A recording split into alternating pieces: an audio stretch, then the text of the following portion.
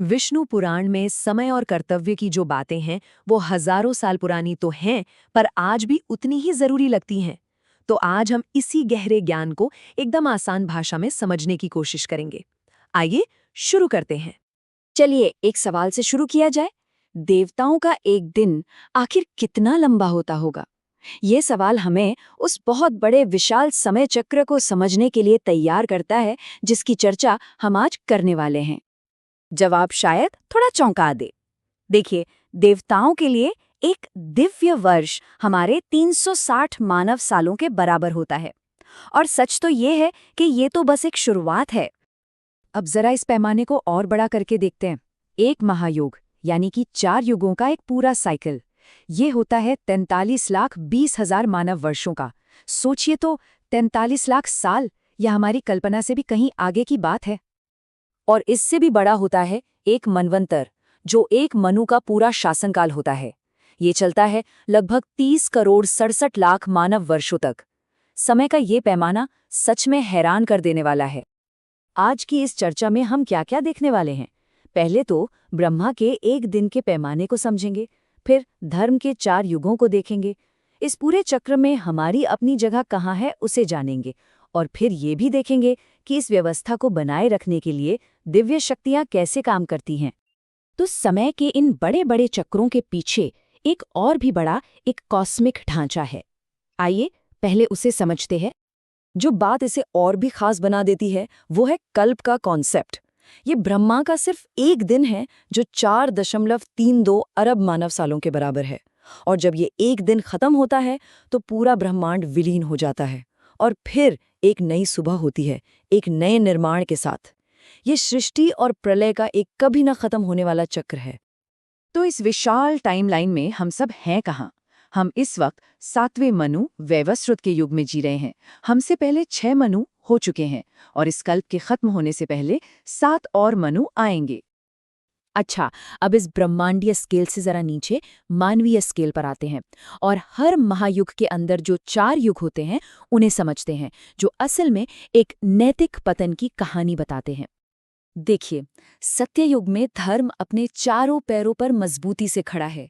यहाँ सत्य और करुणा सबसे ऊपर हैं। फिर आता है त्रेता युग, जहाँ धर्म के बस 3 पैर रह जाते हैं, और यज्ञ यानी अनुष्ठानों पर ज्यादा जोर होता है।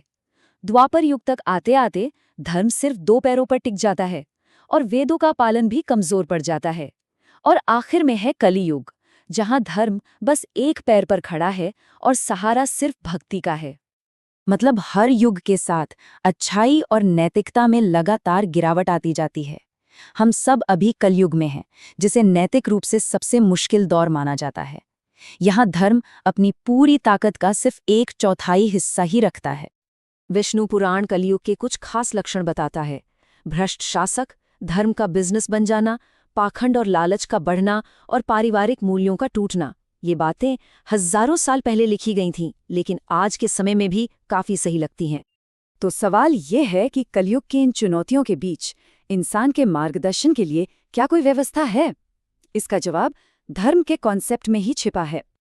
धर्म ये सिर्फ एक शब्द नहीं है, बल्कि जीने का एक पूरा तरीका है, एक पूरी व्यवस्था है। ये वो सिद्धांत है जो कॉस्मिक और सोशल दोनों तरह के ऑर्डर को बनाए रखता है। ये हर इंसान के लिए उसकी सामाजिक स्थिति यानी वर्ण और जीवन के चरण यानी आश्रम के हिसाब से सही काम और सही कर्तव्यों का रास्ता दिखाता है। जीवन को इन 4 स्टेज या आश्रमों में बांटा गया है। ब्रह्मचर्य में ज्ञान हासिल करना, गृहस्थ में परिवार और समाज की जिम्मेदारियां निभाना, वानप्रस्थ में धीरे धीरे दुनिया से मोह कम करना, और आखिर में संन्यास लेकर पूरी तरह से आध्यात्मिक खोज में लग जाना। अब ये देखते हैं कि कैसे एक आम इंसान अपनी निजी जिंदगी को इस विशाल कॉस्मिक व्यवस्था से कुछ खास रिचुअल्स के जरिए जोड़ता है। इस पूरी व्यवस्था में पूर्वजों का सम्मान करना एक बहुत ही मजबूत कड़ी है। ये सिर्फ एक पारिवारिक रस्म नहीं, बल्कि इसे ब्रह्मांड और समाज की व्यवस्था को बनाए रखने का एक तरीका माना गया है। श्राद्धानुष्ठान इसका एक बड़ा उदाहरण है। वंशज अपने पूर्वजों को पिंड और जल अर्पित करते हैं। ऐसी मान्यता है कि इससे न सिर्फ पितरों की आत्मा को शांति मिलती है, बल्कि ये परिवार की भलाई भी सुनिश्चित करता है। ये जीवित और मृत लोगों को एक दूसरे से जोड़ने का एक तरीका है। चलिए अब फिर से उस बड़े कॉस्मिक स्केल पर वापस चलते हैं और उन तरीकों को समझते हैं जो इन विशाल चक्रों में व्यवस्था को बनाए रखते हैं, खासकर सब जब धर्म लगातार कमजोर हो रहा हो। एक बहुत ही दिलचस्प कॉन्सेप्ट है व्यास का। हर द्वापर युग में एक व्यास आते हैं जो उस एक शाश्वत वेद को उस युग के लोगों की समझ के हिसाब से बांटते और अरेंज करते हैं। इससे ये तय होता है कि ज्ञान हमेशा लोगों तक पहुंचता रहे, भले ही उसे समझने की उनकी क्षमता कम क्यों न हो गई हो। ये हमें दो मुख्य रास्तों पर ले आता है। एक है वैदिक पथ जो संतुलन की ओर ले जाता है, और दूसरा है विधर्मी पथ जो वेदों को नकारता है और आध्यात्मिक पतन का कारण बनता है। इसी टकराव को मायामोह की कहानी बड़े खूबसूरती से दिखाती है। हुआ यूं कि जब असुर वैदिक ज्ञान का गलत इस्तेमाल करके बहुत शक्तिशाली हो गए, तो विष्णु ने मायामोह का रूप लिया। उन्होंने ऐसे सिद्धांत सिखाए जिन्होंने असुरों को वेदों के रास्ते से भटका दिया, और जैसे ही असुरों ने धर्म का रास्ता छोड़ा, वो कमजोर हो गए और देवताओं ने उन्हें आसानी से हरा दिया। तो सबसे जरूरी बात क्या है? ये कहानी दिखाती है कि भले ही समय के साथ दुनिया में पतन और उथल-पुथल दिखाई दे, लेकिन एक दिव्य योजना हमेशा काम करती रहती है, जो इस कॉस्मिक ऑर्डर को सक्रिय रूप से बचाए रखती है। और ये हमें एक आखिरी सोचने वाले सवाल पर छोड़ जाता है। अगर समय एक चक्र है और सब कुछ बार बार दोहराया जाता है, तो क्या हमारा ये मौजूदा पतन सिर्फ एक टेम्पररी फेज है, जिसके बाद फिर से अच्छाई का दौर आएगा? या ये एक ऐसा भाग्य है जिसे बदला नहीं जा सकता? इस पर विचार जरूर कीजिए।